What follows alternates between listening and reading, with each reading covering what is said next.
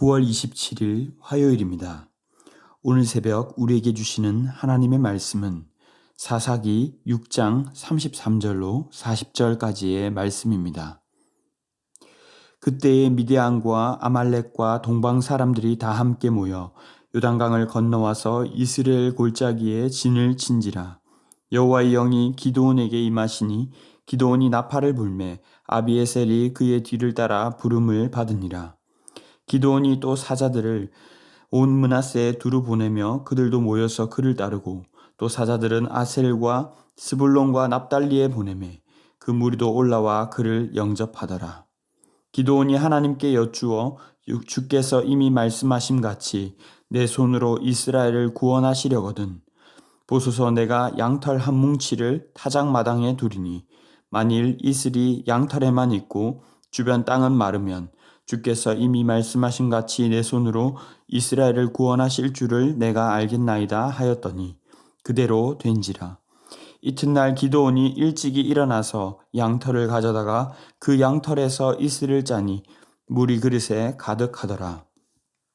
기드온이 또 하나님께 여쭈어 주여 내게 노하지 마옵소서 내가 이번만 말하리이다 구하옵나니 내게 이번만 양털로 시험하게 하소서. 원하건대 양털만 마르고 그 주변 땅에는 다 이슬이 있게 하옵소서 하였더니 그 밤에 하나님이 그대로 행하시니 곧 양털만 마르고 그 주변 땅에는 다 이슬이 있었더라. 어제의 본문에서는 하나님의 부르심을 받은 기드온이 말씀대로 순종하여 우상을 파괴하는 장면을 보았습니다. 밤에 몰래 아버지에게 있는 바알과 아세라상을 찍어버리고 또 그 나무로 여호와께 번제도 드렸습니다. 하지만 아침에 이 일을 본 성읍 사람들은 경악하며 두려워하며 범인을 수소문하여 결국 기드온을 차단했고 바알이 직접 심판할 것이라며 기드온은 바알과 더불어 다툴 것이라는 여룻바알이라는 별명도 얻게 되었습니다. 오늘 본문 33절은 그때라고 시작합니다. 즉 기드온이 군사적 준비를 하지 못하고 우상을 타파하고 있는 그때에 이미 미드안과 아말렉 동방 사람들은 벌써 요단강을 건너와 이스라엘 골짜기 그들의 턱 밑에 진을 쳤다는 것입니다.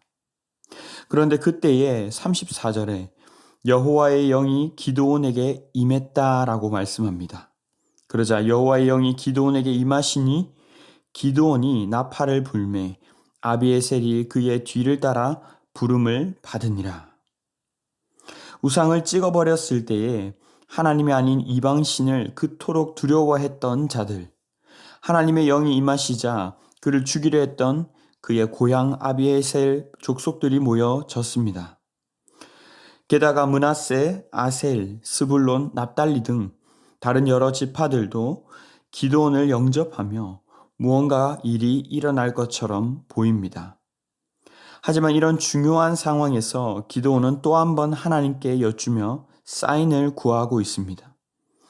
주님께서 이미 말씀하셨듯이 주님이 이미 말씀하셨는데도 정말 내 손으로 구원하시려거든 타작마당에 양털 한 뭉치에만 이슬이 내리고 주변 땅들은 마르게 해주십시오. 그러면 제 손으로 이스라엘을 구원하실 줄을 제가 알겠습니다. 여러분 오늘 기드온의 모습이 어떻습니까? 하나님은 이미 그의 영을 입게 하셔서 역사하고 계시는데 여전히 기드온은 머뭇거리고 있습니다. 마치 출애굽기 3장의 모세처럼 내가 누구이기에 보낼 만한 자를 보내소서 하며 의심하고 또 의심하면서 계속해서 표적을 구하고 있는 것이죠.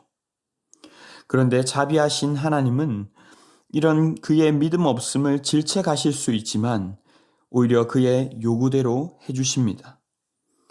그리고 37절에서 그는 분명 이번 표적을 보여주시면 주님이 자신을 통해 이스라엘을 구원하실 줄 알겠습니다라고 약속을 해놓고는 그 약속을 어깁니다.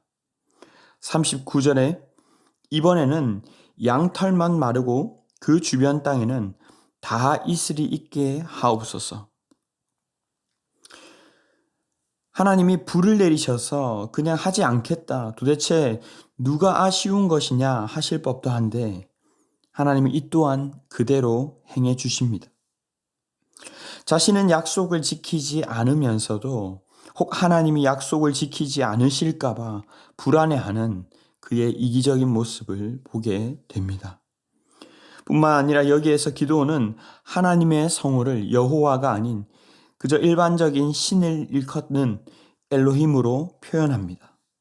학자들은 고대 근동에서 이방 신들에게 뜻을 확인하려고 할 때 이 양털을 사용해서 시험했다고 말합니다. 여러분, 오늘 기드온의 모습이 무엇을 말하는 것입니까? 기드온의 이런 모습은 하나님의 신실하심에 비해 신실하지 못한 바로 우리의 모습을 비춰주는 것입니다. 기드온이 용맹에서 300명만 데리고 승리하여 구원 얻은 것이 아니라 이런 자격 미달인 자에게 하나님은 그의 영이 임하게 하셔서 역사하심으로 일방적인 사랑으로 구원하신 것입니다. 성도 여러분, 어찌 보면 사실 우리도 이 기드온과 크게 다르지 않습니다. 그렇게 주님께서 우리에게 말씀하시고 또 어울리지 않을 법한 우리에게 주의 영을 부어주셔서 지금도 보호하고 인도하시지만 여전히 또 의심하고 묻고 또 묻는 것이 바로 우리의 모습이기 때문입니다. 그래서 예수 그리스도를 보내시고 성령을 주셔서 그렇게 선명하게 알려주셔도 우리는 여전히 순종하기를 망설이고 힘들면 불평하는 것이 바로 우리의 모습 아니겠습니까? 하지만 그래도 주님은 그러한 우리에게 계속해서 말씀해 주십니다. 또 말씀하시고 어쩌면 우리의 황당한 기도에도 때로 응답해 주시는 분이 바로 우리 주님이십니다. 그러나 그 주님께 날이 갈수록 우리가 더 신뢰가 깊어지고 믿음으로 반응해 나가는 그런 우리가 되기를 바랍니다. 진짜 적은 외부에 있는 것이 아니라 우리 내부에 있습니다. 우리에게 정말 필요한 것은 문제가 해결될 것 같은 표징이나 어떤 외적인 것이 아니라 바로 주님의 말씀에 대한 믿음과 순종입니다. 사실 이 표적이 없어도 하나님은 이미 일하고 계십니다. 당장에 보여지는 표징은 나의 불안감을 해소시키므로 당장의 만족을 줄 수는 있겠지만 하나님의 역사하심과 승리는 이 표징으로부터가 아닌 바로 하나님의 약속의 말씀과 은혜로 이루어진다는 사실을 믿으시기 바랍니다. 반드시 문제가 해결될 것이라는 어떤 표징이나 낌새, 나의 감각이나 또 다른 사람의 말이나 상황의 변화는 결국 다 나를 만족시키기 위한 것입니다. 하지만 하나님에 대한 신뢰와 믿음, 순종은 주님을 기쁘시게 하는 것인 줄로 믿습니다. 그래서 히브리서 기자는 우리에게 히브리서 11장 6절에서 이렇게 말씀합니다. 믿음이 없이는 하나님을 기쁘시게 하지 못하나니. 예수님도 수많은 기적을 행하셨고 표적을 보며 사람들이 기뻐했지만 주님은 그 표적 자체가 아니라 바로 예수님을 믿는 믿음을 요구하셨습니다.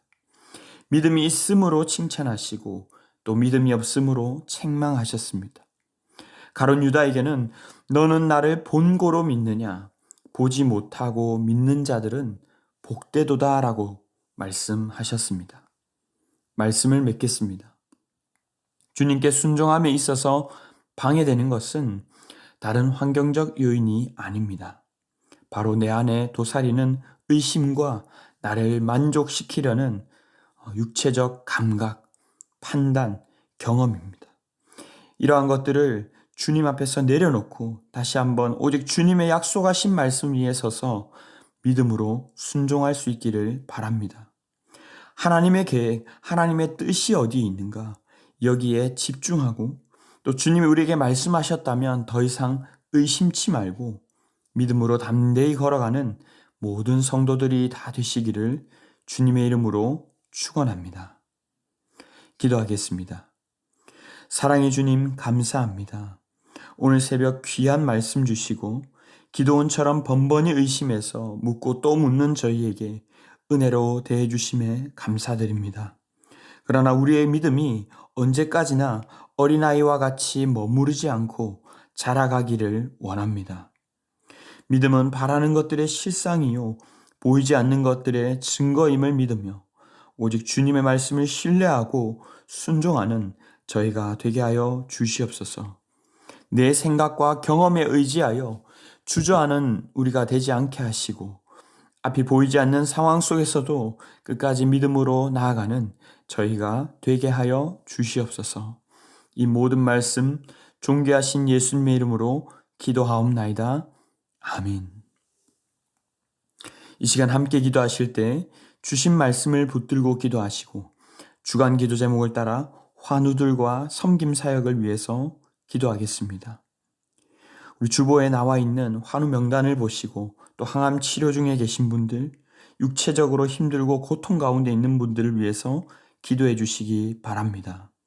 또한 신부산교회가 기쁨으로 섬기는 교회 되도록 모든 섬김 사역을 통해 세상에 소망 주는 교회 되도록 특별히 10월에 있을 새생명 축제 가운데 기존에 우리 성도들 가운데 먼저 복음의 확신 가운데 세워지게 하시고 또 내가 믿고 확신하는 그 복음을 증거하는 천국 잔치가 되게 해달라고 합심 제목과 개인적인 제목으로 기도하도록 하겠습니다. 함께 기도하겠습니다.